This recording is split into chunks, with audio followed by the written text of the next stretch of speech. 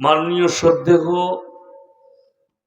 জ্ঞানী গুণী মানী সম্মানী আজকের এই জলসার মাননীয় সভাপতি মহাশয়, শ্রদ্ধের উলামা একরাম, হুফাজ একরাম এবং আমার জ্ঞানী গুণী মানী সম্মানী মাননীয় শ্রোতা মণ্ডলী, পর্দার অন্তরালে পর্দা নসিব মায়েরা এবং বোনেরা, আল্লাহর বড় দয়া কৃপা ভালোবাসা আমাদের প্রতি, গোটা বিশ্বের প্রতি।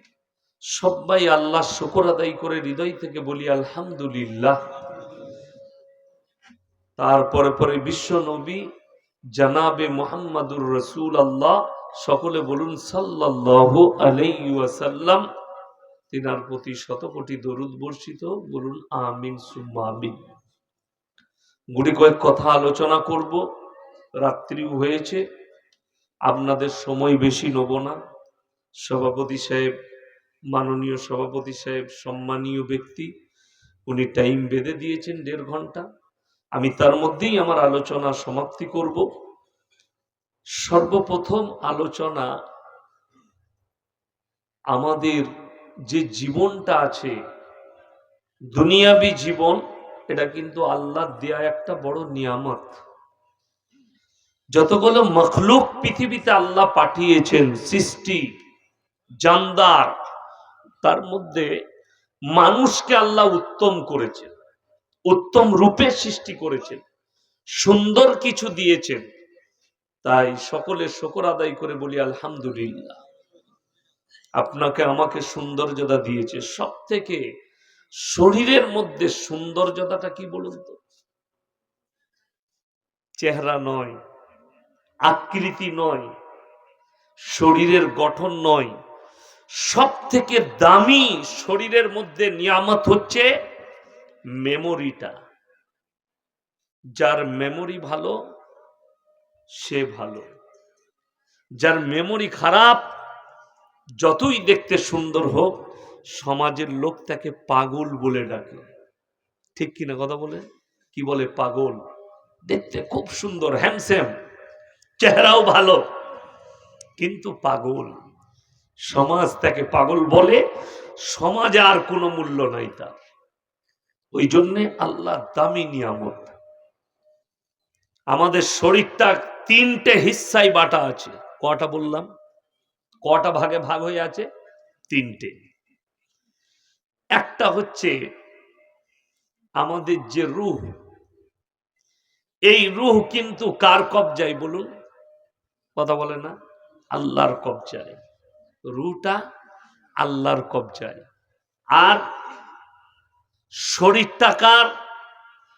কীড়া মাকড়ার, পোকা মাকড়ের। কবরে যাওয়ার পরে শরীরটা কে খায়? কীড়া মাকড়া খায়। আমাদের যেটা সব থেকে বড় সম্পদ, এই 3টে হিস্সা আছে শরীরের, 3টে পার্ট। একটা রূহ, যেটা আল্লাহর কবজায়। নাম্বার 2, এই রূহটার যে হিসেব হবে, তার মধ্যে দুনিয়াবী জীবনের সব থেকে দামি সম্পদ হচ্ছে আমল, নেক আমলটা। শরীরটা আপনার আমার নয়, পোকামাকড়ের, কীট পতঙ্গের। আপনি কবরে চলে যাবেন, এই শরীরের ভাগ বাটোয়ারা করা আছে। মাথার দিকটা কোন পোকাতে খাবে, পেটটা কে খাবে, পিঠটা কে খাবে, হাত কে খাবে, পোকাদের ভাগ বাটোয়ারা করা আছে। তাইলে এই শরীরের মূল্য নাই। শরীর হচ্ছে পোকামাকড়ের, রূহ হচ্ছে আল্লাহর, আর আপনার যেটা আছে সেটা হচ্ছে নেক আমল। সবাই নেক আমল করব বলুন ইনশাআল্লাহ। বর্তমানে নামের মুসলমান অনেক আছে। আব্দুর রহমান, আব্দুল জব্বার, রহিম, করিম, মোহাম্মদ, সালমান, এই নাম প্রচুর। কিন্তু সত্যিকারই কি নামটা রেখে দিলে মুসলমান হওয়া যায়? এই ফুলদানিটা সরিয়ে দেন তো। নাম রেখে দিলে কি মুসলমান হওয়া যায়? ফাতেমা নাম রাখলে মুসলমান? রহিমা নাম রাখলে মুসলমান, জৈনব নাম রাখলে মুসলমান না। নাম ইসলামী নাম রাখতে বলা হয়েছে, কিন্তু সেই নামের পেছনে যদি গুমরাহি, বদ্দিনী, নাস্তিকতা, কুফরি যদি লুকিয়ে থাকে, আল্লাহর কসম মুসলমান নয়। তসলিমা নাসরিন নামটা মুসলিম না হিন্দুদের? কথা বলেন, মুসলিম। কিন্তু তাকে যে মুসলমান ভাববে তার ঈমান চলে যাওয়ার খাতরা আছে। সে নিজে প্রকাশ করেছে আমি নাস্তিক, আমি নাস্তিক। আমি চ্যানেলে একটা, হিন্দি চ্যানেলে একটা ডিবেট দেখলাম এক নাস্তিকের সঙ্গে উত্তরপ্রদেশের কোন এক মৌলবিটাকে আমি চিনি না। তো সে বলছে মেরা নাম ইয়ে হ্যায়, মুসলিমদের নাম। এই মোল্লা খুব সুন্দর উত্তর দিয়েছে, अगर तुम नास्तिक हो तो फिर अपने आप को एक्स मुस्लिम क्यों कह रहे हो? तुम तो मुसलमान है ही नहीं। बोले क्यों? बोले आप मुसलमान नहीं हो, खुद कहा है कि मैं नास्तिक हूं, तो फिर मुसलमान कैसे हो सकते हो? नास्तिक मुसलमान नहीं और मुसलमान कभी नास्तिक नहीं हो सकते। तुम अपना नाम को बदलो, तुम हराम के औलाद कहो, सुअर के औलाद कहो, कुत्ते के पिल्ले कहो, कुछ भी कहो, लेकिन अपने आप को मुसलमान मत कहो। क्यों ने तुमने दावा किया कि तुम नास्तिक हो, अल्लाह को नहीं मानते, नबी को नहीं मानते, कुरान को नहीं मानते, हदीस को नहीं मानते, और इसको जो नहीं मानते वो तो मुशरिक है, काफिर है, बद्दीन है, और जो कुछ भी कहा जाए वो है, लेकिन मुसलमान है नहीं। এটা তার উত্তর। এখন তসলিমা নাসরিন একজন লেখিকা। আপনারা সব এশায়ের কাগজ পেয়েছেন? কথা বলে না, কাগজ পাচ্ছেন তো? পাচ্ছে, দিচ্ছে, বিএলওরা দিচ্ছে, ফর্ম ফিল আপ করে আপনি জমা দিবেন, সরকার নিয়ম করেছে। আমি কিন্তু খুব আশায় আছি, আমার বাপের নামও আছে, আমার মায়ের নামও আছে, আমার দাদুর নামও আছে। যদি দলিল চাই 69 সালের দলিলও আছে। আমার দাদর মানে আমার আব্বার দাদরা উঠে এসেছিল কোথায়? পানাগড়ে একটা মিলিটারি ক্যাম্প আছে, নাম শুনেছে তো, বর্ধমানে পানাগড় বিএসএফ ক্যাম্প। ওই ক্যাম্পে 40টা মুসলিম গ্রাম ছিল, মুসলিম হিন্দু গ্রাম, সব তুলে দিয়েছিল ক্যাম্পটা বানানোর জন্য। ওই গ্রামে এখনো যদি দলিল ঘাটা হয়, ওইখানে আমার বাপের দাদর জমি বেরোবে। তাইলে আমাদের অসুবিধা আছে নাই? কিন্তু আমি চিন্তায় আছি এবং আমি দেখতে আছি, মোবাইলে নজর রাখছি, খবরে আমাদের দেশে নাম করা 2টো বাংলাদেশি ঢুকে আছে। নাম করা একটা মেহমান গত বছরে ঢুকেছে আমাদের দেশে, সে থাকে কিনা সেটা দেখব। তার এসআইআরে কি হয়? তসলিমা নাসরিন প্রকাশ্যে সবাই জানে বাংলাদেশি, ঠিক কিনা? এসআইআরে তাকে ঘুষপিটিয়ে তো সে আমাদের দেশে এসছে, বাংলাদেশ থেকে পালিয়ে এসছে, তাকেও বার করতে হবে, এই দেশে রাখা যাবে না। কথাটা ঠিক বললাম না ভুল বললাম? সে তো বাংলাদেশি, সে থাকবে কি করে? এখন কথা হচ্ছে, মজার একটা লজিক আছে। পৃথিবীতে যতগুলো নাস্তিক আছে, নাস্তিক মানে সে ধর্ম মানে না, ধর্মে বিশ্বাসী নয়। তসলিমা নাসরিনকে যারা সাপোর্ট করে, যারা বলে ভালো লেখিকা, যদি সে হালালের সন্তান হয়, হারামের আওলাদ না হয়, তাকে বলো তুমি বলেছো নাস্তিক, তুমি কোরআনকে গালি দিচ্ছ, মৌলবিদিকে গালি দিচ্ছ, নবীজিকে গালি দিচ্ছ, ইসলামকে গালি দিচ্ছ। একবার খালি তুমি অন্য ধর্মের ব্যাপারে গালি দিয়ে দেখো, তোমার পাছায় লাথি মেরে গঙ্গা পার করবে। তুমি একবার হিন্দু ধর্মকে গালি দিয়ে দেখাও, তুমি একবার বৌদ্ধ ধর্মকে দেখাও, শিখ ধর্মকে দেখাও, গালি দিলে তোমাকে দিল্লিতে পাছায় লাথি মারবে আর গঙ্গা পার করাবে তোমাকে। ইসলামকে গালি দিয়েছো বলে তুমি জামাই আদর পাচ্ছ, তোমাকে পেলে রেখেছে। অথচ যদি অনেকের মনে হবে যারা ফেসবুকে ইউটিউবে আমার বয়ান শুনবেন, আপনি হারামের আওলাদ বললেন কেন? এটা তো আমি বলি নাই, সে নিজে বলেছে। যদি বলেন দলিল কোথায়, বইটার নাম হচ্ছে লজ্জা। বইয়ের নাম কি বললাম? লজ্জা। অনলাইনে কিনে নেবেন যদি আমি মিথ্যা বলছি। এই লজ্জা বইয়ের ভেতরে সে নিজে লিখেছে, আমি আমার মাকে আমার চাচার মশারিতে দেখেছি। যার জন্ম চাচা দিয়েছে সেটা ইসলামী শরীয়তে হালাল না হারাম? হারাম। তো সে নিজে বলেছে আমি হারামের আওলাদ। তার মাকে সে চাচার মশারিতে দেখেছে, তার মানে তার জন্মটাও চাচা দিয়েছে। তার বাপ নামরদ ছিল, হিজড়ে, ওই জন্য তার চাচা তাকে জন্ম দিয়েছে। সে নিজে প্রকাশ করেছে, আমি তো বলি নাই। তার লজ্জা বইয়ে লেখা আছে, সে নিজে বলেছে। এরপর একে আপনি মুসলমান ভাবছেন, নাম রেখেছে। এরকম আমাদের দেশে হাজারো মুসলমান আছে, কোটি মুসলমান আছে, নাম মুসলমান, বেঈমান হয়ে আছে, বদ্দীন হয়ে আছে। আল্লাহর উপরে তাদের ভরসা না আছে, না বিশ্বাস আছে। যদি বিশ্বাস থাকতো, সকলে বলুন রুজির মালিক কে? আরো জোরে বলুন তো, আল্লাহ। যদি রুজির মালিক আল্লাহ হয়, তাহলে আমাদের দেশের লটারির টিকিট মুসলমান কি করে বেচতে পারে? মুসলমান লটারি কাটতে কি করে পারে? কথা বুঝতে পারেননি? রুজির মালিক যদি আল্লাহ হয়, মুসলমানদের ভরসা কাগজটা গিয়ে আবার অনেকজনের আবার টার্গেট আছে, আমাকে দুয়ের ঘরটা দিস তো ভাই, ওটা আমার লাকি নম্বর। সঙ্গে সঙ্গে ইমানটা চলে গেল। কেন? তার একটা লেখা নম্বরের উপরে বিশ্বাস। আল্লাহ যে সৃষ্টিকর্তা, তিনি যে রুজি দিতে পারেন, সেটাই তার বিশ্বাস নেই। তার কাগজের ওপর একটা নম্বরের উপরে তার বিশ্বাস, তার আকীদা। এই আকীদার কারণে তার ঈমান ধ্বংস হয়ে যাবে, তাকে ইস্তেগফার করে ফিরতে হবে। ওই জন্য লটারির টিকিট হারাম। তকদিরের মালিক সকলে বলুন কে? ভাগ্যের মালিক কে?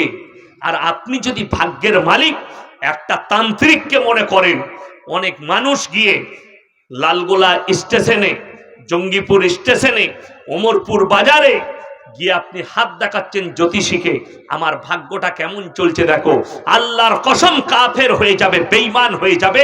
তাকে কালমা পড়ে মুসলমান আসতে হতে হবে, যেহেতু তার আকীদা সেই লোকটার উপরে বিশ্বাস এসছে আল্লাহকে ছেড়ে। ভাগ্যের মালিক পৃথিবীতে কেউ নেই আল্লাহ ছাড়া। আমাদের দেশের কিছু কিছু এরকম জ্যোতিষীরা আশ্চর্য জিনিস দেখাচ্ছে। কেউ কেউ আপনার জন্মকুণ্ডলী বলে দিচ্ছে, রোগ বলে দিচ্ছে। এই 2 সপ্তাহ আগে আমার তখন বাড়ি থেকে একটু কাছেই জলসা ছিল, আমি বেরিয়েছি মগরবের নামাজ পড়ে মাদ্রাসা থেকে, গাড়িতে যাচ্ছি। হাওড়া জেলার এক ভদ্র মহিলা আমাকে ফোন করলেন, হুজুর আপনাকে 1 সপ্তাহ আগে ফোন করেছিলাম, আমার শ্বশুর বাড়িতে অশান্তি হচ্ছে, আমার শরীরটা খুব খারাপ থাকে। আমি তাকে বললাম সমস্ত রোগের শিফা সূরায়ে ফাতিহা, 11 বার সূরা ফাতিহা পড়ো, পানিতে ফুঁক দাও, পানি পান করো, আল্লাহ চাইলে শিফা হবে। কে চাইলে? আল্লাহ চাইলে। এটা তাকে আমল বললাম। এখন তার আমারটা মনে হয় মনোপত হয় নাই। এই মৌলবি যখন বলছে ফুঁক দিয়ে খাবি, এটা বেশ ভালো লয়। সে তার গ্রামের হুজুরের কাছে গেছে, হুজুরের কাছে গেছে, বলছে হুজুর একটা বই বার করলো, বইটার নাম সে মহিলা জানবে কি করে, বই উর্দু ফুর্দু লেখা আছে। বলছে বইয়ের একটা পৃষ্ঠা খুলে বললে এই বইটার উপরে হাত রাখো। বলছে হুজুর আমি হাত রাখলাম, 2 মিনিট পরে হুজুর বললে তোমার মধ্যে এই এই রোগ হয়েছে। আমি বললাম হুজুরের সাথে বইয়ের কালেকশনটা কি আছে? কালেকশনটা তারের? বললেন না, রুহানি। এই সমস্ত ইমামদের পেছনে নামাজ পড়া হারাম। আমি ইয়াসিন বলে গেলাম। যদি বুঝতে পারে এই ধরনের শিরকে লিপ্ত আছে কোন ইমাম, কোন মৌলবি, তার পেছনে নামাজ হারগিজ হবে না। যেহেতু সে সমাজকে ধোঁকা দিচ্ছে, লোকের আকীদা নষ্ট করছে। যে বইয়ের ওপরে হাত রাখলে আমি রোগ বলে দেবো, তাকে জিজ্ঞেস করো এই কিতাবটার সঙ্গে তোমার সম্পর্ক কি আছে, যে কিতাব তোমাকে বলে দিচ্ছে যে রোগ কি হয়েছে। লালগোলায়, বহরমপুরে ল্যাবরেটরিতে রক্ত দিয়ে রোগ ধরা পড়ছে না, ই হারামখোর বইয়ে হাত রেখে বলে দিচ্ছে রোগ কি হয়েছে। এই রকম গুলো মানুষের ইমান হাজারো ধ্বংস হচ্ছে। তাহলে জানা গেল লটারির টিকিট হারাম। যে লোক লটারির টিকিট বিক্রি করছে তার ইনকাম হালাল না হারাম? কথা বলে না? হারাম। যে লোক মদ পান করছে সে হারাম কাজ করলো না করলো না? করলো। মদ যে বিক্রি করছে তার ইনকামটা হালাল না হারাম? হারাম। যে সুদ খায়, সুদ খাওয়া হারাম না হালাল? হারাম। আমাদের দেশে আবার কিছু সিন্নিখোর বেরিয়েছে, আমি আজকে সুন্নি বলি না, সিন্নিখোর। তারা বলছে ব্যাংকের সুদ নেওয়া জায়েজ আছে। এই আপনাদের মুর্শিদাবাদেরই সব বড় বড় মুফতি, জানি না কোথা থেকে পড়াশোনা করেছে, বলছে ব্যাংকের সুদ নেওয়া যাবে। অথচ কোরআনে আছে ওয়াহাল্লাল্লাহুল বাইয়া ওয়া হাররামার রিবা, সুদকে হারাম করেছি, ব্যবসাকে হালাল করেছি। ব্যবসা নবীজির সুন্নত, আপনি ব্যবসা করুন, বরকত আছে, নবীজির সুন্নত আদায় করা হবে। আমার আল্লাহ ব্যবসাকে হালাল করেছেন, সুদকে হারাম করেছেন। মুসলমান সুদ খাচ্ছে। এরপর কিছু লোকের বক্তব্য, আমার বর্ধমান জেলার একজন ফোন করলো, বলছে আচ্ছা আপনি হারামখোর বলে গালি দেন কেন? আমি বললাম তাই? এমন আচ্ছা যে সুদ খায় তাকে কি বলবো? আল্লাহর ওলি বলবো? কথা বলে না? তাকে কি বলবো? আল্লাহর ওলি বলবো না হারামখোর বলবো? হারামখোর। যে জিনা করে প্রকাশ্যে তাকে ওলি বলবো না জিনাখোর বলবো? যে চুরি করছে তাকে চোর বলবো না কি বলবো? তুমি শিখিয়ে দাও। যে লোকটা লটারির ব্যবসা করছে তাকে কি বলবো? দিনদার বলবো, হাজী সাহেব বলবো, পরেজগার বলবো? এরা হারামখোরকে হারামখোরই বলতে হবে। এইটা না বলতে পারার কারণে এরা হারাম ছাড়েনি, ইমামকে বলতে দেয়নি। ইমাম সাহেব সুদের বয়ান করলে সকালবেলায় সুদখোররা চান্স লাগাবে, মালটাকে বার কর মসজিদ থেকে। লটারিওয়ালাদের লটারি ব্যবসা যদি ইমাম জুম্মায় খুতবা দেয়, সকালবেলায় তারপরের দিনে শনিবার থেকে স্টার্ট করবে লটারিওয়ালারা, ওকে যা হোক করে মসজিদ থেকে বার কর, তাহলে ও ব্যবসা ডকে তুলে দিবে। হ্যাঁ, এটাই তো সমাজের অবস্থা। আমার বন্ধুগণ, আমার ভাই, আপনাদেরকে অনুরোধ করে বলছি, হারামটাকে হারাম বলতে শিখুন। ইসলাম, আপনি যখন নিজেকে বলবেন আমি আল্লাহকে বিশ্বাস করি, মুহাম্মদ সাল্লাল্লাহু আলাইহি সাল্লামের উম্মত, আপনার জন্য দুটো পথ, একটা হারাম একটা হালাল, একটা বৈধ একটা অবৈধ। কিন্তু একটা বেঈমান কাফের মুশরিকের জন্য কোনো পথ নাই, একটাই পথ, একটাই পথ। তার কাছে শুয়োরটাও যা, কাঁটাটাও তা, গুটাটাও তা, বিড়ালটাও তা, কুকুরটাও তা, যা বলবেন। সাঁওতাল ভাইরা ইন্দুর খায় না খায় না? খায়। আপনি খাবেন? কথা বলেন, আপনার খাওয়া যাবে? কেন যাবে না? আপনি মুসলমান বলে পরিচয় দিয়েছেন, অর্থাৎ ইন্দুর হারাম আপনার কাছে। আপনি সাপ খেতে পারবেন না, ইসলামী শরীয়তে হারাম। আপনি বিড়াল খেতে পারবেন না, কুকুর খেতে পারবেন না, শুয়োর খেতে পারবেন না, হারাম। আপনি মরাটা খেতে পারবেন না, আমার আল্লাহ নিষেধ করেছেন। আপনি রক্ত প্রবাহিত রক্তটা খেতে পারবেন না, আল্লাহ ব্যতীত অপরের নামে উৎসর্গটা খেতে পারবেন না, আমার আল্লাহ হারাম বলেছেন। তাহলে আপনার জন্য পথ আছে। কিসের পথ? হালালের পথ, হারামের নয়। কিন্তু যদি কেউ বেঈমান কাফের হয়, তার জন্য কোনো পথ নাই, একটাই পথ। ওই জন্য আপনাকে সবসময় অ্যাভয়েড করতে হবে। আমার প্লেটে যে খাবারটা এসছে, খুব ভালো করে, আজকে জলসা, অনেক জনের বাড়িতে কুটুম এসছে, গ্রামে এসছে না আসেনি? বিয়াই, জামাই, ফুপু ফোন করে বলেছে আমাদের গ্রামে তো জলসা হচ্ছে, চলে এসো, দেশি মুরগি খাওয়াবো, ইলিশ মাছ খাওয়াবো। কেউ ইলিশ মাছ এনেছেন, কেউ দেশি মুরগি এনেছেন, কেউ খাসি এনেছেন, কেউ 10 কিলো গরুর মাংস নিয়েছে বাড়িতে। জবাই করা মাংস, ওটা তো হালাল। জবাই করা খাসির মাংস হালাল, জবাই করা মুরগির মাংস হালাল। কিন্তু দুঃখ কি জানেন? খেতে বসলেন, আপনার বিয়াইকে আপনি খাসি দিয়েছেন, ইলিশ মাছ দিয়েছেন, দেশি মুরগি দিয়েছেন, পোলাও দিয়েছেন, খাবারগুলো সব হালাল, কিন্তু যে টাকাটাই কিনেছেন সম্পূর্ণ সুদের টাকা। কথাটা বুঝতে পেরেননি আমার? তাহলে মালটা কি হলো? আল্লাহ রাসূল সাল্লাল্লাহু আলাইহি সাল্লামের হাদিস, যারা নিজের পরিবারের মুখে, সন্তানের মুখে হারাম লুকমা তুলে দিবে, হারাম খাবার, তাদের সন্তানরা নেক হতে পারে না, নেক হবে না। ওই জন্যে হারামটাকে হারাম বলতে শিখুন, হালালটাকে হালাল বলতে শিখুন। আমার বন্ধুগণ, আমার ভাই, আল্লাহর কাছে পৃথিবীতে যতগুলো পাপ আছে, নিকৃষ্ট পাপ হচ্ছে শিরকের পাপ। আল্লাহ রাসূল সাল্লাল্লাহু আলাইহি সাল্লামের হাদিস। আজকে কেন এই বক্তব্য দিচ্ছি, কষ্ট হচ্ছে। আমি গাড়িতে আস্তে আস্তে দেখছিলাম, এক সপ্তাহ আগে থেকে দেখছি, এক মাস আগে থেকে দেখছি, hayরানি হয়ে গেল। আর মনে মনে হচ্ছে আল্লাহ রাসূল সাল্লাল্লাহু আলাইহি সাল্লামের হাদিস কত সত্যই প্রমাণিত হচ্ছে। কেন? আজকে দুঃখ লাগে, রাসূল বলেছেন আখরি জামানায়, কিয়ামতের পূর্বে আমার উম্মতিদের মধ্যে এক শ্রেণীর মুসলমান, তারা মুশরিক কাফের হয়ে যাবে। কেন? তারা কবর পূজা শুরু করবে, তারা গাছের উপাসনা শুরু করবে, তারা ঢিপির উপাসনা শুরু করবে, তারা ঠাকুরের উপাসনা শুরু করে দিবে। আজকে জানেন, আপনি বলবেন কই মুসলমানরা তো করেনি, আপনার জানা নেই মুসলমান দিকে কিভাবে জড়ানো হচ্ছে, সূক্ষ্মভাবে চক্রান্ত করে জড়ানো হচ্ছে। আমাদের সমাজে একটা ভাষা বেরিয়ে এসছে পশ্চিমবাংলায়, ভারতবর্ষে, ধর্ম যার যার উৎসব সবার। শুনেছেন না শুনেননি? কখন?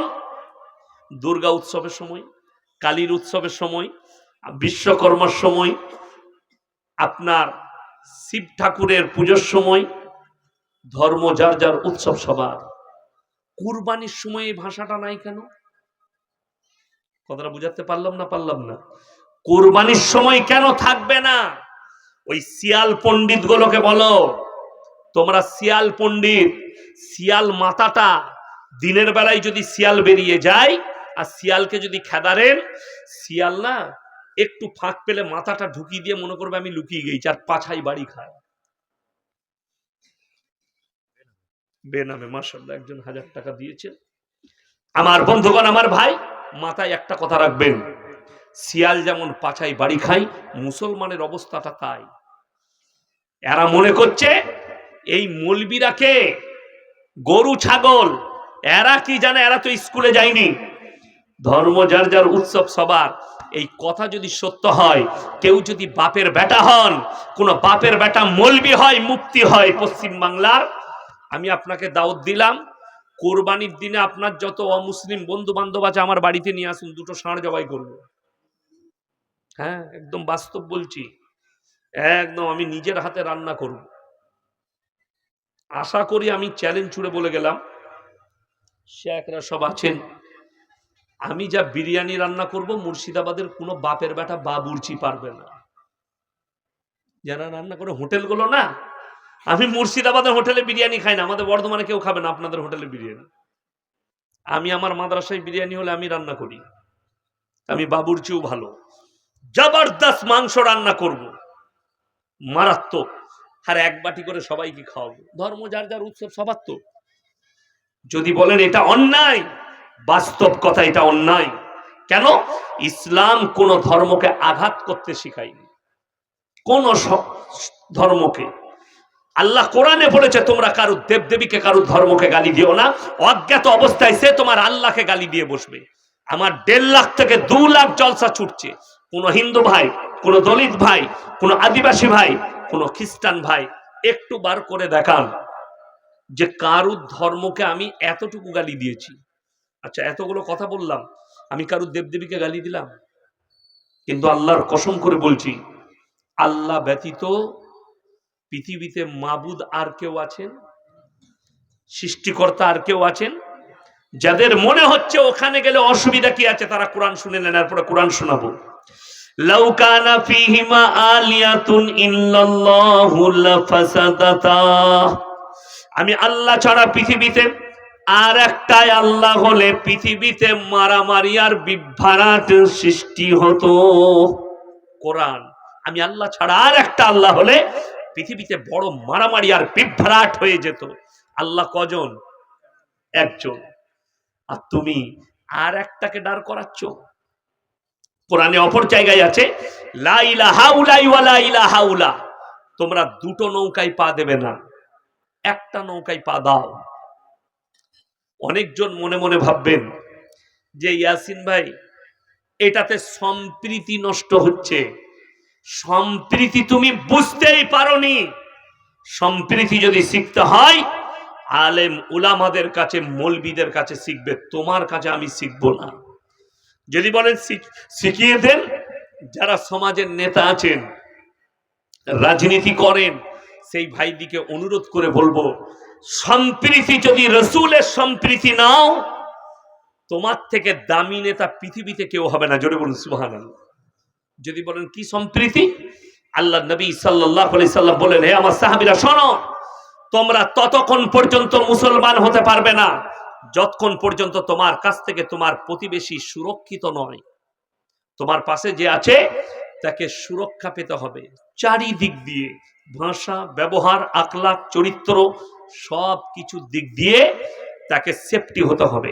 নাম্বার 2, আল্লাহ নবী বললেন, তোমরা দেখো না তোমার বাড়ির পাশে কে বসবাস করছে, সে খ্রিস্টান হোক, সে দলিত হোক, আদিবাসী হোক, সে যে ধর্মেরই হোক, সে যদি ক্ষুধার্ত হয় খাবার দাও, বস্ত্রহীন হলে বস্ত্র দাও, বিপদে পড়লে পাশে দাঁড়াও। এটাই হচ্ছে রাসূল সাল্লাল্লাহু আলাইহি সাল্লামের সম্প্রীতি। আপনি বলুন, এর থেকে দামি কাজ আর কিছু আছে? এর থেকে দামি কাজ কিছু নেই। তার মানে এটা নয় যে তার দুর্গা উৎসব চলবে, তুমি ওখানে যোগদান করবে। তার মানে এটা নয় তার দীপাবলির উৎসব চলবে, যোগদান করবে। আজকে দুঃখ, আপনারা সাধারণ লোক তো দূরের কথা, আমাদের সমাজে অনেক মোল্লা, অনেক মুফতি, অনেক বক্তা, তারা যোগদান করছে দীপাবলির উৎসবে, আর তারা বলছে ধর্ম যার যার উৎসব সবার। এই মৌলবীগুলো তারাই আল্লাহ জাহান্নাম উদ্বোধন করবেন। কিয়ামতের দিনে এদের কলারটা ধরে আল্লাহ নিক্ষেপ করবেন জাহান্নামে। যারা এই ধরনের পাপে লিপ্ত হচ্ছে, আমি দেখলাম একজন আমাকে ভিডিও পাঠালো, এখনো আছে ভিডিওটা আমার মোবাইলে।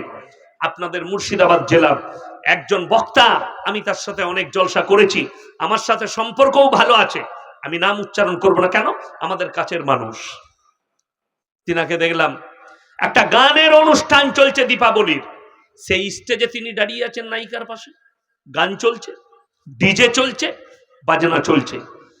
এইরকম বক্তা যদি হয়, সমাজ ধ্বংস হয়ে যাবে, এদিকে স্টেজে তোলাই যাবে না, এদের কাছ থেকে সমাজ দিন পাবে না। আমার উস্তাদে মাহতারাম, বড় শেখ, দারুল উলুম দেওবন্দের হাদিসের উস্তাদ হযরত মওলানা মুফতি ইউসুফ সাহেব তাওলি আমাকে একদিন কাছে ডেকে বলল যে ভাই, बड़ी आलिम होना, बड़ी मौलवी होना बड़ी बात नहीं, बड़ी अखलाकी होना बड़ी बात है। বড় চরিত্রবান হওয়াটা হচ্ছে বড় জিনিস। আমাকে নসিহত করেছিলেন। আমি বললাম, হযরত कुछ नसीहत कर दीजिए हमें। তো তিনি বললেন, ভাই, বড়ি মৌলবি হোনা বড়ি বাত নেই। আমি নিজের চোখে দেখেছি, উনাকে একজন এসে বলছে, হযরত কাগজ নিয়ে এসছে, কাগজ আর কলম, हमारे बेटे के लिए एक ताबीज लिख दो। हजरत बोले, जूते से मारेंगे, हटो यहां से, निकलो। তিনি তাবিজ লেখেন। আর আমাদের দেশের মৌলবীরা তাবিজের ব্যবসা না করলে পেট চলে না। বললি আমি খারাপ মৌলবী, বললি কালকে গালি দেবে। চলুন, আমি আপনাদেরকে যেটা বুঝাতে চাইছি, অনেক মুসলমান তারা মনে মনে ভাবছে এটাতে কি দোষ আছে। মৌলভী সাহেব, আমরা তো শুধুমাত্র লালগোলা বাজারে একবার ঠাকুর আর মেলাটা দেখতে গেছি বউকে নিয়ে, এতে কুফরির কি আছে, এতে ঈমান যাওয়ার কি আছে? খুব সূক্ষ্মভাবে বুঝবেন। এই গ্রামে রাতের বেলায় ডাকাতি হচ্ছে একটা বাড়িতে, সমস্ত গ্রামের মানুষ ঘুমাচ্ছে, খালি তাদের বাড়ির লোককে সব বন্দুক ঠেকিয়ে দিয়ে ডাকাতি চলছে। পাড়ার একটা ব্যক্তি, তিনি প্রস্রাব করতে উঠেছেন, গাছতলায় বসে পেশাব করছেন, তিনি দেখলেন আল্লাহ, এর বাড়িতে তো ডাকাতি হচ্ছে গো। সে চুপচাপ বসে রইল, কিভাবে হয় দেখি। সব লুটে পুটে নিয়ে পালিয়ে গেল ডাকাতে। তারপরে লালগোলা থানার পুলিশ চলে এলো। বড়বাবু বলছে, এই গ্রামবাসী জেগে গেছে, তোমাদের মধ্যে কে কে দেখেছো ডাকাতি হওয়া? সে বললে, স্যার, আমি না প্রথম থেকে শেষ পর্যন্ত দেখেছি। কাকে বেশি মারবে? কথা বলে না, তাকে মারবে না, মারবে না বলে মালটাকে তুলে নিচে, এই প্রথম থেকে শেষ পর্যন্ত দেখেছে, কেউ কি ডাকেনি? কেউ কি খবর দেয়নি? অর্থাৎ তাকে পিটাও। আমার বন্ধুগণ, আমার মুসলমান ভাই, অনুরোধ করে বলছি, তুমি যদি বলো আমি খালি মজা দেখতে গেছিলাম, বউকে ছেলেকে নিয়ে একবার খালি ঠাকুর দেখতে গেছিলাম, আমার আল্লাহ কোরআনে বলেছেন যদি তোমরা দেখো কোন জায়গায় আল্লাহ বিরোধী কাজ হচ্ছে, শরীয়ত বিরোধী কাজ হচ্ছে, হয় শক্তি থাকলে হাতের দ্বারা রুখে দাও, তা না হয় জুবানের দ্বারা রুখে দাও, তা না হয় ঘৃণা করে সেই জায়গা থেকে সরে চলে এসো। আল্লাহর কাছে যতগুলো পাপ, নিকৃষ্ট পাপ কিসের পাপ? শিরকের পাপ। আর আপনি ওই শিরকের জায়গায় লিপ্ত হচ্ছেন, সেই জায়গায় যোগদান করছেন। কোন মুসলিম ভাইকে ঠেস পৌঁছাবার জন্য বলিনি, আমি বলে যাচ্ছি, আমি ইয়াসিন, আমার অনেক হিন্দু বন্ধু আছে যারা আমার বক্তব্য শুনে, অনেক হিন্দু ভাই আছে, তাদের জন্য আমি দোয়া করি, আল্লাহ তুমি এদিকে ইসলামের জন্য কবুল করো, বলুন আমিন। আমি দোয়া করি।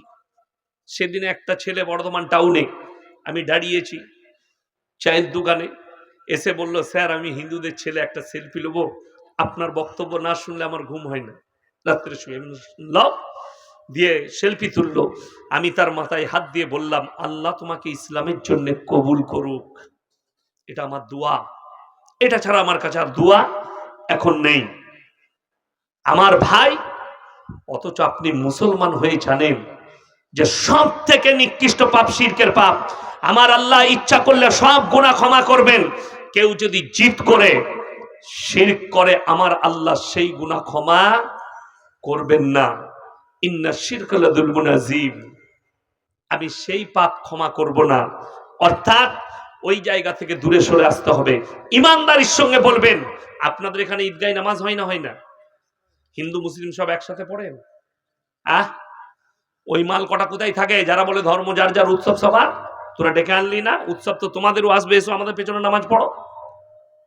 পারবেন না। কেন? উচিত নয়। কুরবানির সময় ইমাম দিকে থানায় ডাকা হয় না? হয় না?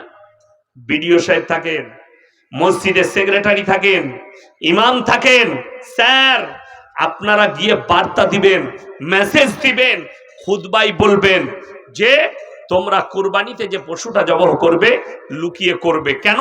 ইসলাম কেউ কি কষ্ট দিতে শিখায়নি, একটু গোপন করে করো। মাংস কুটুম বাড়িতে পাঠালে বিটির ঘরে, জামাইয়ের ঘরে ভালো করে প্যাক করে পাঠাও, জানো কারুর নজরে পড়লে একটা অমুসলিম ভাই কষ্ট পাবে, বলুন সুবহানাল্লাহ। এই শিক্ষা তো আমরা দিই, আমরা তো কেউকে আঘাত দিতে পারি না। কিন্তু বাস্তব কথা বলছি, তোমার বন্ধু থাকবে সব ঠিক আছে। আপনাদের মুর্শিদাবাদের ছেলে কেরলায় থাকে, আমাকে ফোন করেছে, হুজুর মুর্শিদাবাদে বাড়ি, কোথায়? লালগোলায়। কি করো? রাজমিস্ত্রি কন্ট্রাক্টর। কি হয়েছে? বলে আমি যে কোম্পানির কাজ করছি, কোম্পানি থেকে আমাকে দীপাবলিতে মিষ্টি দিয়েছে। কি দিয়েছে? মিষ্টি। দীপাবলিতে মিষ্টি দেয়, এটা কি করব?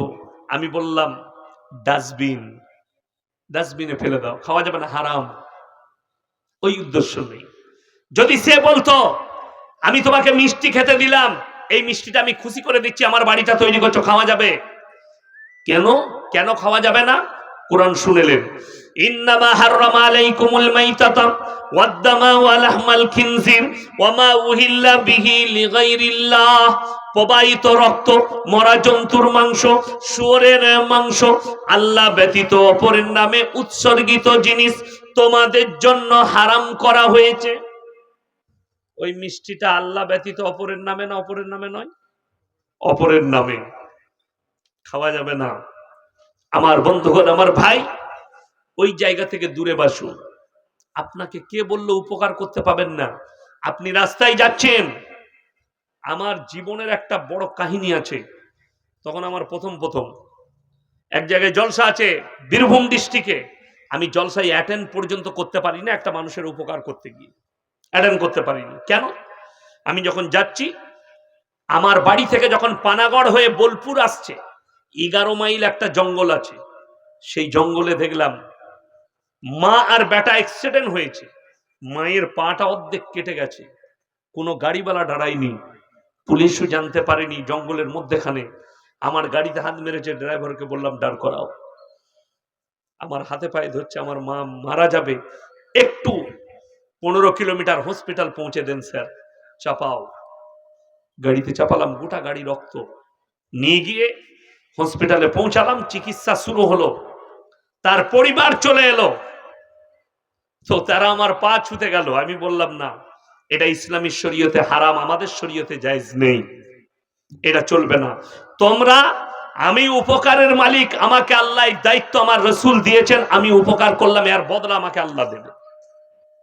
আমি পালিয়ে গেলাম, জলসায় আর পৌঁছাতে পারলাম না, এত দেরি হলো তাদের একটু উপকার করতে গিয়ে। জলসাওয়ালারা একটু ভুল বুঝেছিল, গালিগালাজ করেছে, আমি মেখে নিয়েছি, আমি ক্ষমাও করে দিয়েছি, যেহেতু জায়েজ আছে, যেহেতু আমি জলসায় অ্যাটেন্ড করতে পারিনি। আমার বন্ধুগণ, আমার ভাই, আমি দেখিনি এটা কোন ধর্মের মানুষ, কোন জাতের মানুষ আমি দেখিনি, আর জিজ্ঞেসও করিনি।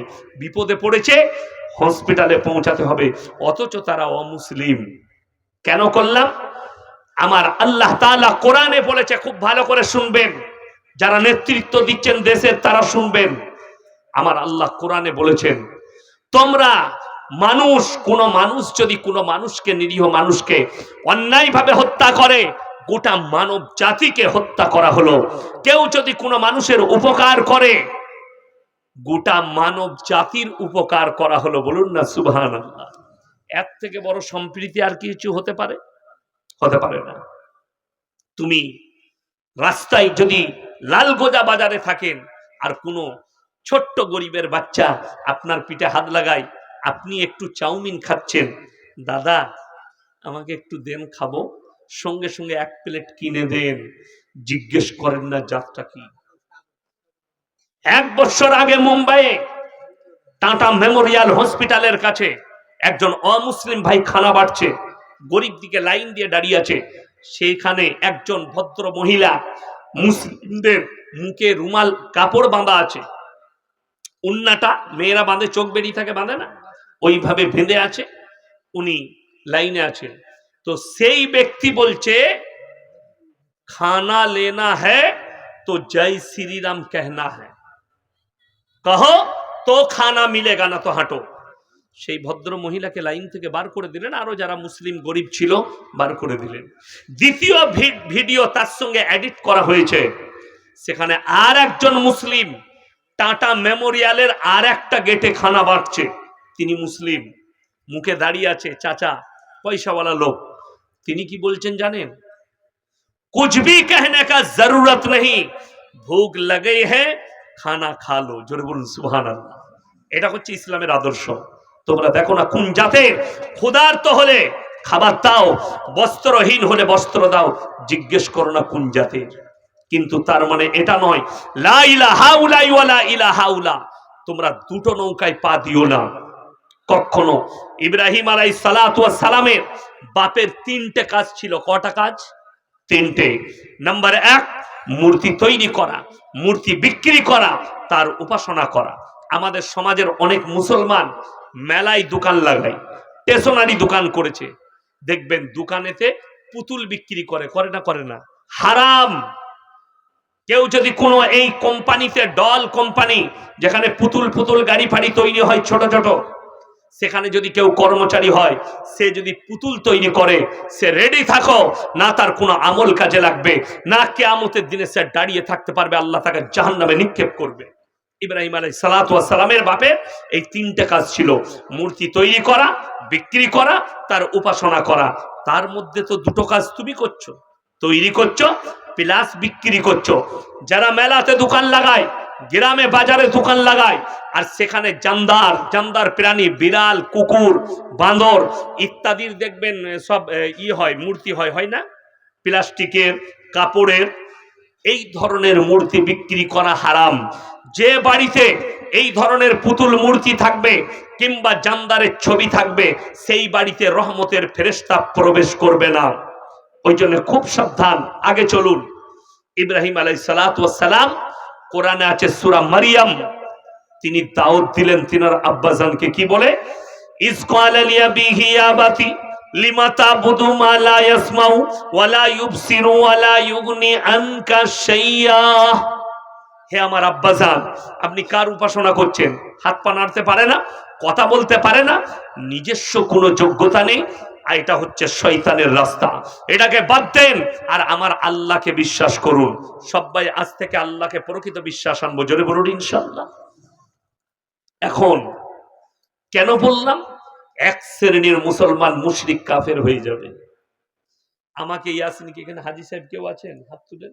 হাজী সাহেব কেউ নেই? এই যে মাশাআল্লাহ হাজী সাহেব আছেন।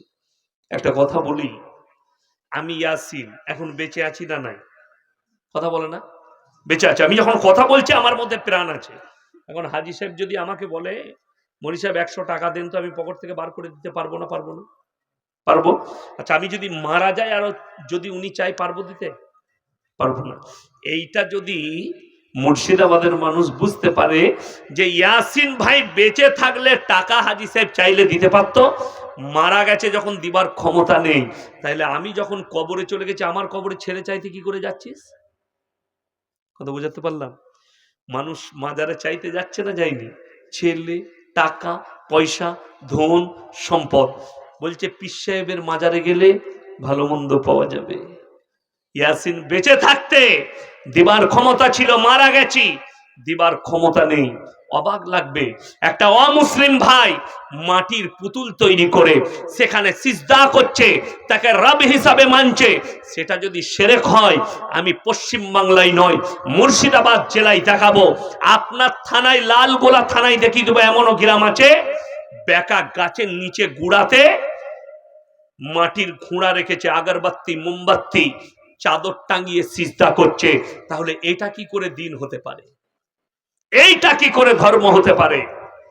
অথচ মক্কা থেকে মদিনা 170 কিলো, এই 470 কিলোমিটার রাস্তা, তাই না? হয়েছে কটা মাজার দেখেছিলেন? একটাও নাই। আমার বাড়ি থেকে আপনাদের এখানে 200 কত কিলোমিটার হলো, 200 কত হাজারের বেশি মাল আছে, ঠিক নাই? আমি বললি খারাপ বলবি, বড় কষ্ট লাগে। এগুলো বললে কি হবে জানেন? এই গত পরশু দিনে একটা ডোমকলে জলসা ছিল। জলসার স্টেজে একটা জাহাঙ্গীর বলে কোথাকার মুফতি আছে ঝাড়খণ্ডের, প্রতিনিয়ত 3 জনকে সে মাস্ট গাল দেয়। 1 নম্বরে আমি, 2 নম্বরে মুমতাজুল, আর 3 নম্বরে রাহুল বিরাদার। এই 3 জনকেও প্রতিনিয়ত গালি দেয়। তো সেই দিনে তার বক্তব্যের বিষয় ছিল ইসমাইল দেহেলভি রহমতুল্লাহ আলাইকে বলল সে কাফের আকীদা হিসাবে, এবং ফুরফুরা, দেওবন্দি, আহলে হাদিস, সিন্নিখোর ছাড়া, বেরেলি ছাড়া সবাই জাহান্নামী। তো আমি দেখলাম এক বাপের বেটা দেওবন্দি মৌলবি তাকে স্টেজে ধরেছে, ধরা খেয়েছে, যে সমগ্রভাবে কেউ কি করে কাফের হতে পারে তার দলিল দেন আপনি। মাল ধরা খেয়ে সেখান থেকে পালিয়ে এসে ইসলামপুর থেকে কি করছে, লাইভ করছে। বড় কষ্ট লাগে।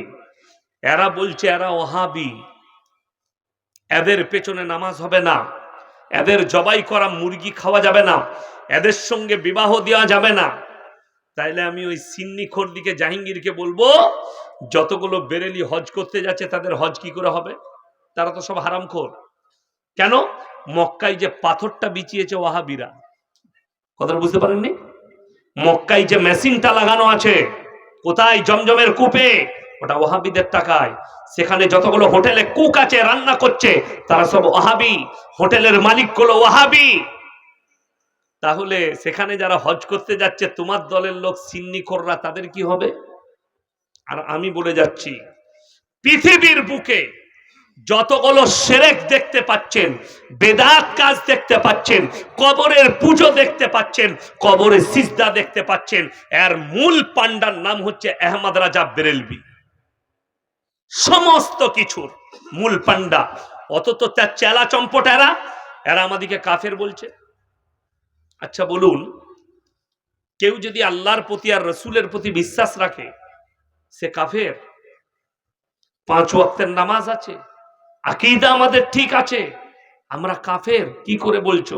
কিন্তু আমার বক্তব্য বার করে দেখিয়ে দেন, আমি বলে দিতে পারবো যে আমি সমগ্রভাবে, আমরা খালি বলে দিই এই কাজগুলো করলে কাফের হয়ে যাবে, কুফরি হবে, কখনো আমি এটা বলিনি। আমি আপনাকে এটাও বলে যাচ্ছি, কোন যদি বেরেলবিদের ইমাম হয়, সে যদি শিরকের কাজ না করে, কবরের পুজো না করে, কবরে সিজদা না করে, সে যদি তাবিজের ব্যবসা না করে, তার পেছনে নামাজ হবে। কিন্তু যদি সে কবরে সিজদা দেয়, কবরে ভালো মন্দ চাই, জেনে রেখে দিবেন তার পেছনে নামাজ কোনো মতে হবে না। হাজী সাহেব কটা চাদর চড়িয়েছিলেন নবীজির কবরে? একটাও নাই। পিঠটা ফাটিয়ে দেবে কেউ যদি চাদর চড়াতে যায়, ঢুকতেই পাবে না। ঢুকতে পাবে? যাওয়ার নাই রাস্তা।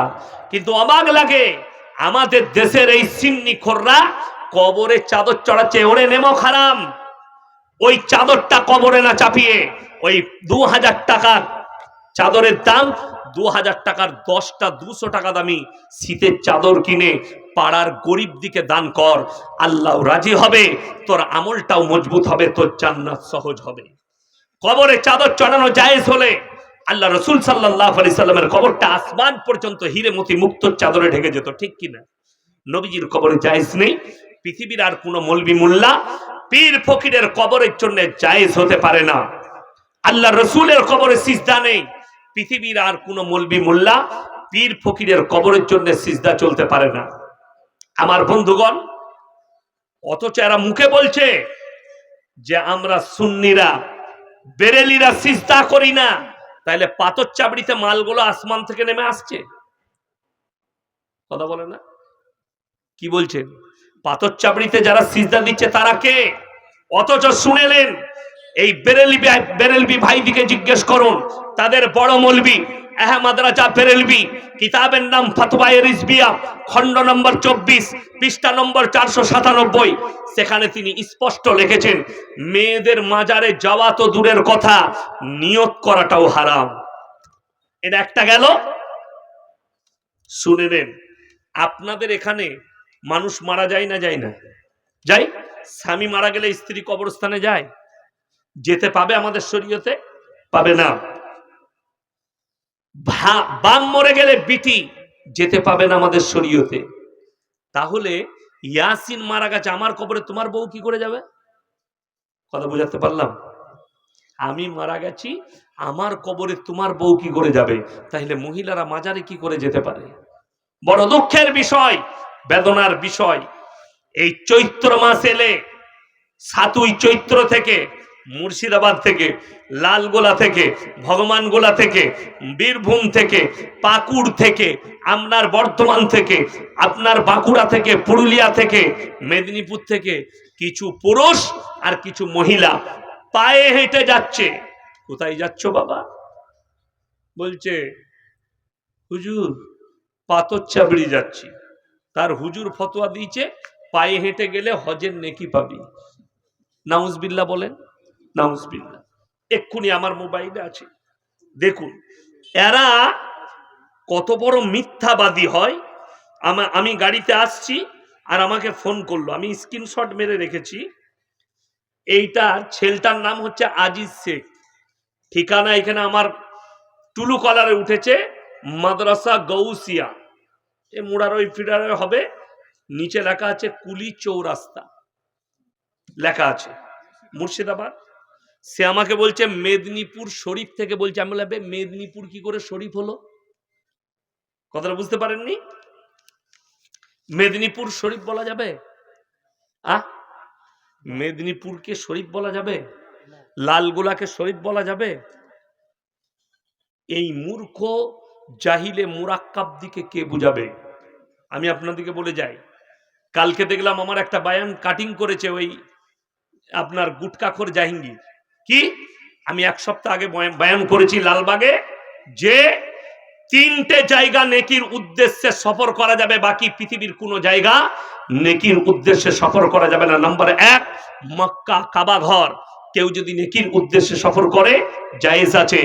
মদিনা কেউ যদি নেকির উদ্দেশ্যে সফর করে জায়েজ আছে। বাইতুল মাকদাস আল আকসা মসজিদ, সেখানে যদি কেউ নেকির উদ্দেশ্যে সফর করে জায়েজ আছে। বাকি কোন জায়গায় কেউ যদি বলে আমি পাথর চাপড়ি যাব, জুম্মার নামাজ পড়বো, নেকি পাবো, জায়েজ নেই। কোন রকমের নেকি পাবে না, ঘুরিয়ে কেলানি খাবে কবরে। কেউ যদি বলে আমি আজমির যাব, সেখানে নামাজ পড়ব আর খাজা বাবার মাজারটা জিয়ারত করব, সেখানে একটু চাদর চড়াবো, জায়েজ তো নাই, ঘুরিয়ে মার খাবে, নেকি অনেক দূরের কথা। বড় কষ্ট লাগে। সব থেকে বেশি শিরকে কারা জড়িত জানেন? মায়েরা। ছেলে যদি না হয়, কুতাক আর কুতাক কোন মেয়েরা। তবে মেয়েদের মতো এই মোবাইলগুলোই নেটওয়ার্ক আছে, জানেন তো? আমার এই মোবাইলটা 5G। কি জি? 5G। 5G মানে খুব স্পিড। কি স্পিড? মানে প্রচুর স্পিড। 5G মানে সঙ্গে সঙ্গে চলবে, কোথাও আটকাবে না। এই 5G থেকেও 7G জানেন মহিলারা, ওরা 7G থেকেও বেশি স্পিড। খালি এইখানে একটা কথা বলে দেন, সকালবেলায় মমতা খালার কানে চলে যাবে, এত স্পিড। মানে সকালে থালা ধুতে ধুতে চলে যাবে। ঘটনা কি জানেন? এখন সমাজে মহিলারা কিভাবে এই গন্ড মূর্খ আর এই হুজুরদের পাল্লায় পড়ে। আপনি যদি রাতের বেলায় লালগোলায় নামেন, কতটা এখান থেকে লালগোলা? 3 কিলোমিটার।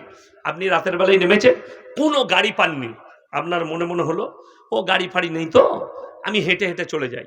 ট্রেনে নেমেছেন রাত 12টায়, হেঁটে আসছেন। হেঁটে আস্তে আস্তে দেখবেন আপনি রাতের বেলায় একা চলবেন, মনে হবে আপনার চপ্পলের আওয়াজে নিরালায় পেছনে আর কেউ আসছে, মনে হয় না? হয় না? এরপর যারা কমজোর, যাদের একটু দুর্বলতা আছে, সকালবেলায় হুজুরের কাছে হাজির। কি হলো রে?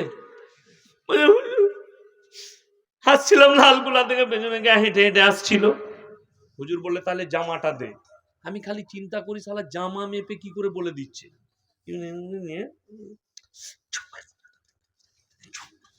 বিরাট গোলমাল তো। বলে কি হয়েছে? বলে জেনে 6টা মেরেছে। যা বুঝে করগা। জেনের কাছে কি করে আয়না আছে? 6টা কিসে মারা হয়? এই যে এটা আয়না, দেখছেন এটা 6টা হচ্ছে, হচ্ছে না? হয় না? 6টা মারা। তো জেনে কি করে 6টা মারলে? জেনের গায়ে কি আয়না লাগানো আছে? বলছে 6টা মেরেছে। কি করতে হবে? এরপর হুজুর ফদ্দ করলে। কি হলেন? এক এক হুজুর আছে, বলছে হরিণের তাবি ই লাগবে, লাভি লাগবে। শালা হরিণের লাভি কোথায় পাবি বে? বলছে আমি তো পারবো না হুজুর, ফদ্দটা আপনি নিলেন, কিনে এনে দিবেন।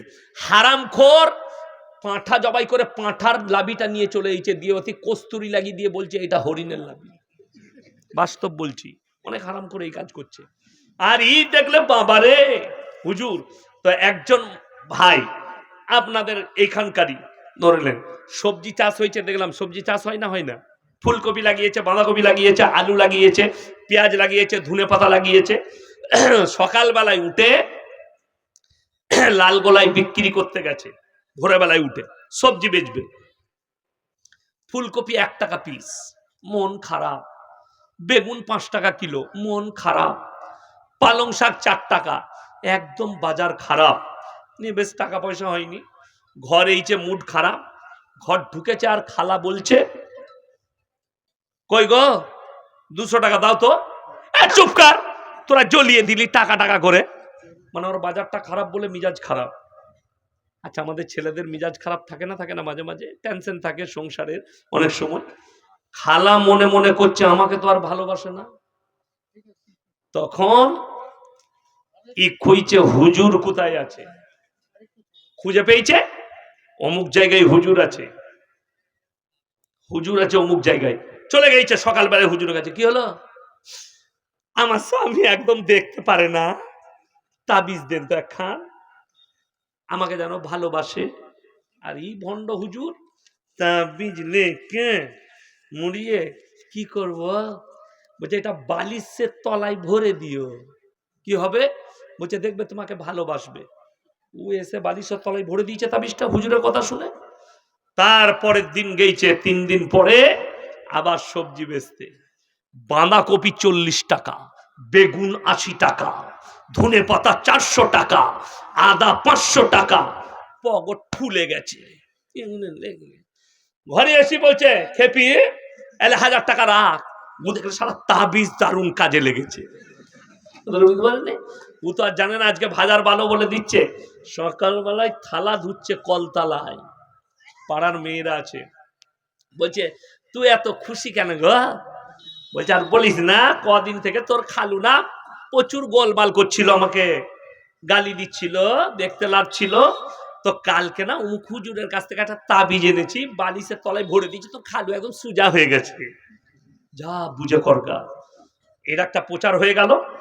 ও দেখলে যে আমাকে দেখতে লাগে না, কিন্তু এ তো বাজার খারাপ বলে, ও তো তাবিজের কাজ লয়। খালুর বাজারটা ভালো বলে আজকে ভালো, কালকে আবার খারাপ গেলে আবার বকুনি খাবি। কে সমাজকে বুঝাবে? আমার মায়েরা, অনুরোধ করে বলছি, নিজেদিকে শিরক থেকে বাঁচাও। আল্লাহ ছাড়া ভালো মন্দের মালিক পৃথিবীতে কেউ আছে? নেই। আমার বন্ধুগণ, আপনাদেরকে অনুরোধ করছি, জীবনে যারা মা বোন আছেন, ভাই আছেন, তিনটে জিনিস যারা দুনিয়াতে রেখে যেতে পারবে, কিয়ামতের সকাল পর্যন্ত আপনি শুয়ে শুয়ে নেকি পাবেন। জোরে বলুন সুবহানাল্লাহ। নাম্বার এক কি? নাম্বার এক হচ্ছে নেক সন্তান যারা দুনিয়াতে রেখে যাবে, কিয়ামতের সকাল পর্যন্ত নেকি পাবে। সবাই রেখে যাবো, জোরে বলুন ইনশাআল্লাহ। আপনি মারা গেছেন, আপনার সন্তান যেন আপনার জানাজার নামাজ পড়াতে পারে, আপনার জন্য দান করতে পারে, আপনার জন্য দোয়া করতে পারে। আল্লাহ, আমার আব্বা চলে গেছে, আমার আব্বার কবরের সমস্ত আযাবকে তুমি মুক্ত করে দাও। আল্লাহ, নামাজের পাটিতে নামাজ শেষ হলো, নামাজ পড়ার পরে বসে বসে বললে, আল্লাহ গো, চোখের পানি ফেলিয়ে, হাদিসে আছে, চোখের পানিটা গালে গড়ানোর আগে আমার আল্লাহ দোয়াকে কবুল করবেন। বলুন সুবহানাল্লাহ। কিন্তু নেক সন্তান নেই, বাপের লেগে দোয়া করতে পারে না, বাপের কবর জিয়ারত করার ক্ষমতা নেই, বাপের জন্য দান করার ক্ষমতা নেই, সে জানেই না তা করবে কি। নাম্বার দুই, জীবনের সাদকায়ে জারিয়া মাদ্রাসার মসজিদে, মাদ্রাসা হচ্ছে, মাদ্রাসার তালিবে ইলমিরা পড়ছে, সাদকায়ে জারিয়া আপনি করে গেছেন, কিয়ামতের সকাল পর্যন্ত নেকি পাবেন। আজকে যারা দান করলেন, যারা হাত বাড়ালেন, আল্লাহর কসম, এটা যাই যাবেন, আপনি চলে যাবেন দুনিয়া থেকে, মা বোন ভাই, কিয়ামতের সকাল পর্যন্ত নেকি পাবেন।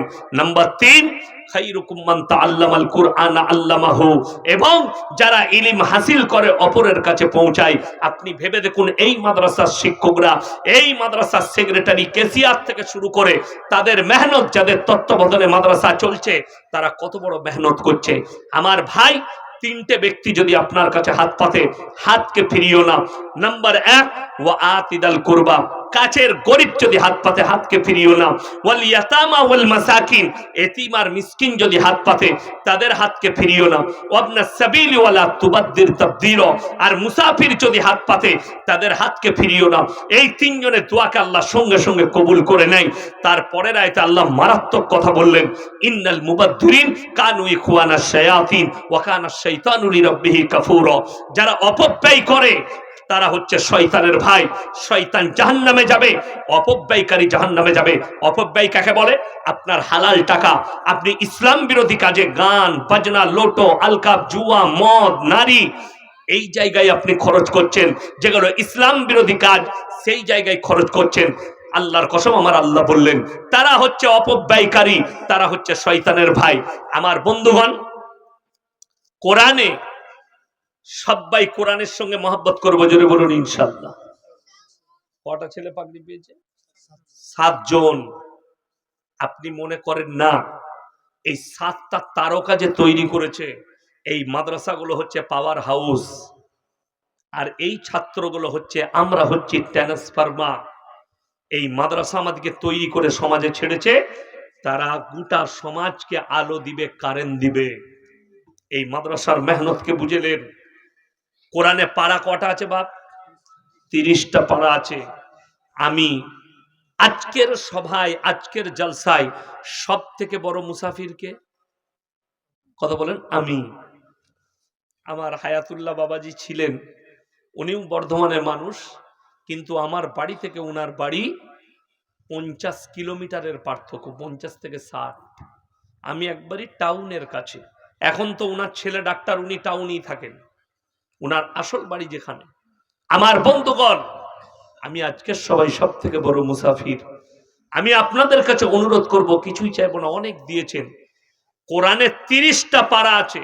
মা বোন ভাই, 500 করে টাকা কোরআনের জন্য, 30টা কোরআন শরীফের পয়সা কে কে আমার হাতে দিবেন, মুলাকাত করে যাবেন। 30টা কোরআন শরীফ, 500 করে টাকা। টাকা নেই, ফোন পেতে আছে, আপনি ফোন পেতে দিয়ে যান।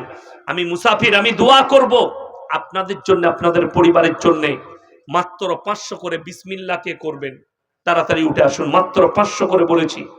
এসো বাবু এসো। যদি টাকা না থাকে আপনি নামটা লিখিয়ে দেন, 1 মাস পরে দিবেন, 15 দিন পরে। এসো বাবু। জাযাকাল্লাহ, আলহামদুলিল্লাহ, আল্লাহ তোমার হায়াতে বরকত দেখ। 1 নম্বর হয়েছে, মাশাআল্লাহ। 2 নম্বর হয়েছে। ভাই তাড়াতাড়ি উঠে আসুন। আমি 30টা চেয়েছি, 30টা মাত্র 500 টাকা চেয়েছি কোরআনের জন্য। জাযাকাল্লাহ। এই দেখেন 4টা হলো, মাশাআল্লাহ। 5টা, 6টা হলো। তাড়াতাড়ি উঠে আসুন। 6টা হয়েছে, 6 আর 2 8টা হয়েছে, 8টা, মাশাআল্লাহ, জাযাকাল্লাহ। 9টা হয়েছে। আমি 30টা চেয়েছি। আমার মা বোনেদের মধ্যে যদি কেউ থাকেন, 10টা হলো, জাযাকাল্লাহ। আসুন ভাই। 11টা, মাশাআল্লাহ। 12টা, 13, মাশাআল্লাহ। 14, 15, মাশাআল্লাহ। 15, 16, 17, 17টা হয়েছে। আর মাত্র 13টা লাগবে ইনশাআল্লাহ। আমি 30টা চেয়েছি।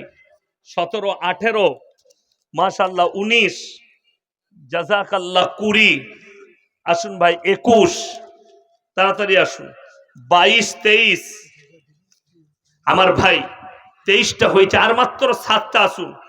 23, 24, 25টা, মাশাআল্লাহ। আর মাত্র 5টা লাগবে, মাশাআল্লাহ। 26, জাযাকাল্লাহ, আল্লাহ ভালো রাখুন। 26, ভাই তাড়াতাড়ি আসুন। 1000, 26, 27, 28, 29, 30, 31, 32। আমি চেয়েলাম কটা? 30টা। তাহলে 32টা করলেন যখন, আর 8টা লাগবে বা 32, মাশাআল্লাহ। 34, 34 টাকা। কটা দিচ্ছেন আপনি? 34, 35টা, 35, 36, 37। আর মাত্র 3টে লাগবে বা। ইনি কটা দিচ্ছেন? 1000 টাকা। 39 হলো। শেষ ভালো তার, সব ভালো তার। 30 নম্বরটা কে আছেন? 40 নম্বর, আসুন। মাশাআল্লাহ, আল্লাহ। 40, 41, 42, 43, 44। তাইলে বাপ আর 6টা দেন।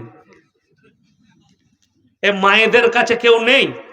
মায়েরা আপনাদেরকে বলছি, ভাইয়েরা 50টা পূরণ করবে, আপনারা কমপক্ষে 10টা পাঠান। 44 হয়েছে, মাশাআল্লাহ। এসো। 100 টাকা দিয়েছেন আমার ভাই। আর মাত্র 6টা লাগবে। এরকম একজন আল্লাহর বান্দা আছেন যে 6টা দিয়ে 50টা পূরণ করবেন? যে আমি দিয়ে দেবো, নামটা লিখে দিই। মেয়েদের পক্ষ থেকে 500 টাকা, তার মানে 45টা হয়ে গেল। আর 5টা লাগবে বা। এসো, মাশাআল্লাহ। আরো একজন 100 টাকা দিয়েছে ভাই। আর মাত্র 5টা লাগবে। দাঁড়ান, আসুন। জাযাকাল্লাহ, মাশাআল্লাহ। 200 টাকা, 300 টাকা। ভাই আর 5টা কোরআন শরীফ কেউ নেই? আর 5টা শুনেন। 5টা দিয়ে দিলেই আমি গজল শুরু করে দেবো ইনশাআল্লাহ। একটা গজল শোনাবো, যা হবে হবে। কে আছেন 5টা দিবেন?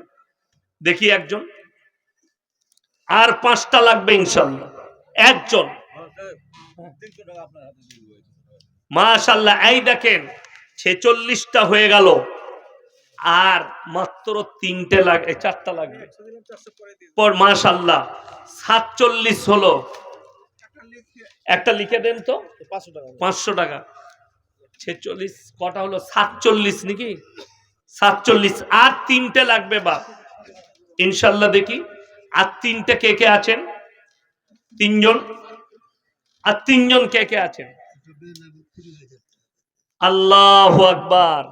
একটা বে নামে 20,000, 46, 47, 48, 49, মাশাআল্লাহ, আল্লাহু আকবার। 50 দাও। 50টা হলো। একটা 15,000 টাকা একজন আল্লাহর বান্দা। আল্লাহ তাআলা উনার হায়াতে বরকত দেখ, রুজি রোজগারে বরকত দেখ। আল্লাহ তাআলা কামিয়াবি দান করুক। আমার ভাই 50টা হয়ে গেছে। আর একটা 5,000 টাকা, মাশাআল্লাহ। আরো একজন 150 টাকা দিয়েছে, আসো বাবু। আরো একজন ভাই 300 টাকা, আসুন 100 টাকা, মাশাআল্লাহ। দেখুন ভাই, আমি 50টা চেয়েছিলাম।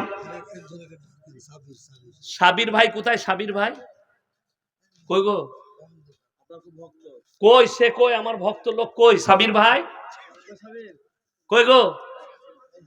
আসুন আসুন, একবার মুলাকাত করি। আল্লাহু আকবার, আসুন ভাই। আল্লাহ আপনার হায়াতে আরে মাশাআল্লাহ, কত সুন্দর চেহারা গো, জাযাকাল্লাহ। কত করব? 15,000, মাশাআল্লাহ, 15,000 টাকা। আল্লাহ ভাইয়ের হায়াতে বরকত দে। ও কি টেলার, ডিলার? আল্লাহু আকবার। ভাই আর 5 বাড়ি দিই, 20 করে দিই আমার মহাব্বতে, ইনশাআল্লাহ 20,000 টাকা। জাযাকাল্লাহ।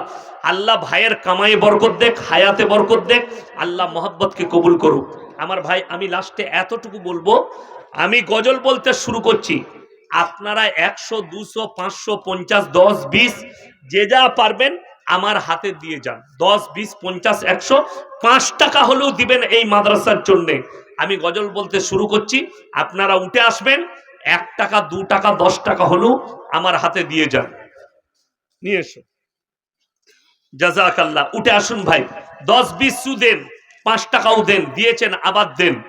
ভুবন জুড়ে রূপের মেলা, কদম কদম ভয়, জানি না মন কোথায় কখন পথে বসে রয়। ভুবন জুড়ে রূপের মেলা, কদম কদম ভয়, জানি না মন কোথায় কখন পথে বসে রয়। আমার চলার পথে প্রিয় কাটার ছড়া ছড়ি, আর পারিনে সামলাতে মন তোমার পায়ে পড়ি। তোমার প্রেমের পীযুষ পানে ধরার বুকে রস, তোমার গুণের কিরণ গুণে গুণীর যত যশ। নীল আকাশে লতাই পাতাই তারাই চাঁদে হাসি, নিখিল জুড়ে যেতাই দেখি শুধুই তোমার মোহনবাসী। ইউসুফের ওই রূপের ভেতর তোমার রূপের আশিস মাগি।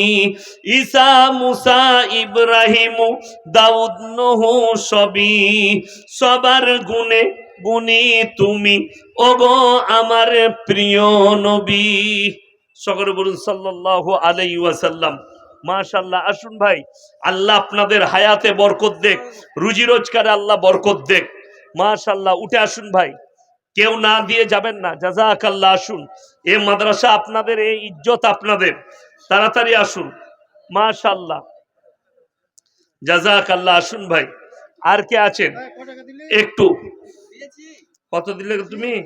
দাম দাম দাঁড়ান। 2, 3, তো তুমি 400 দিলে কেন? আর 100 দিয়ে 500